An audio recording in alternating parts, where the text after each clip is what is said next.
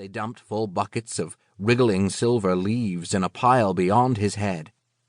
Fire bloomed and driftwood was thrown on it until transparent gold ribbons leaped up into the night.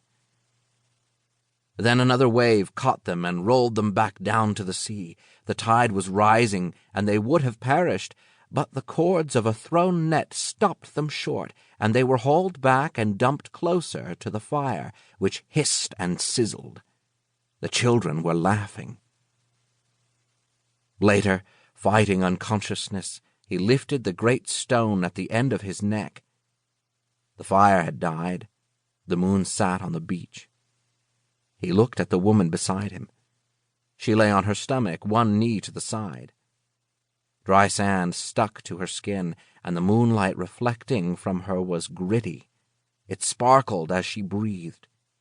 Powerful thighs met in a rounded, muscly bottom, which curved the light into the dip of her lower back.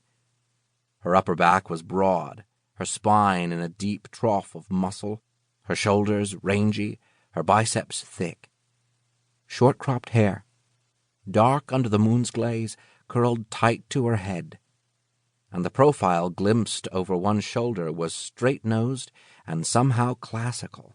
A swimmer, he thought as his head fell back, with the big chest and smooth, hard muscling of a sponge diver, or a sea goddess, something from the myths of a world he couldn't remember.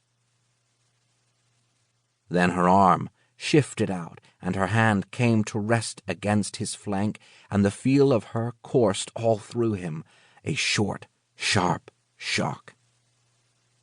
He caught his breath and found he was sitting up facing her, her palm both cool and warm against his side. He watched her catch the moon on her skin and fling it away. 2. Sea Rack. When he woke in the morning, the woman was gone. The sun burned just over the water. He lay on a crumbling sand cliff, the high mark of the previous tide's assault on the beach.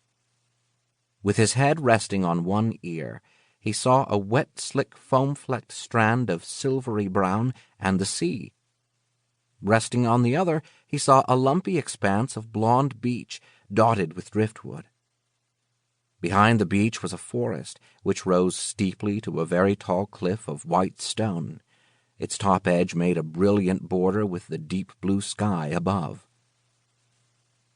He lifted his head and noticed that the sand cliff under him was a tiny model of the granite cliff standing over the forest, a transient replica already falling into the sea. But then again the immense rock cliff was also falling into the sea, the forest its beach, the beach its strand. It repeated the little sand cliff's dissolution on a scale of time so much vaster that the idea of it made him dizzy. The tide ebbs, and the stars die. On the wet strand, a troop of birds ran back and forth. They seemed a kind of sandpiper, except their feathers were a dark metallic red. They stabbed away at dead grunion, rolling in the rack, and then dashed madly up the strand, chased by waves, their stick legs pumping over blurred reflections of themselves. They made one of these frantic cavalry charges right under a thick white fishing line.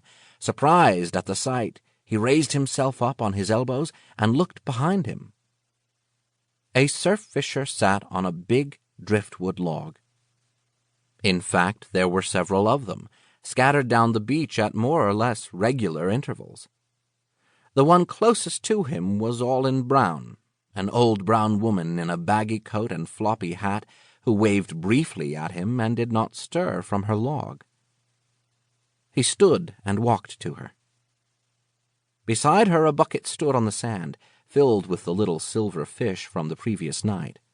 She gestured at the bucket, offering him some of the fish, and he saw that her hand was a thick mass of shiny dark brown, her fingers long tubes of lighter hollow brown, with bulbs at their ends, like tubes of seaweed. And her coat was a brown frond of kelp, and her face a wrinkled brown bulb, popped by the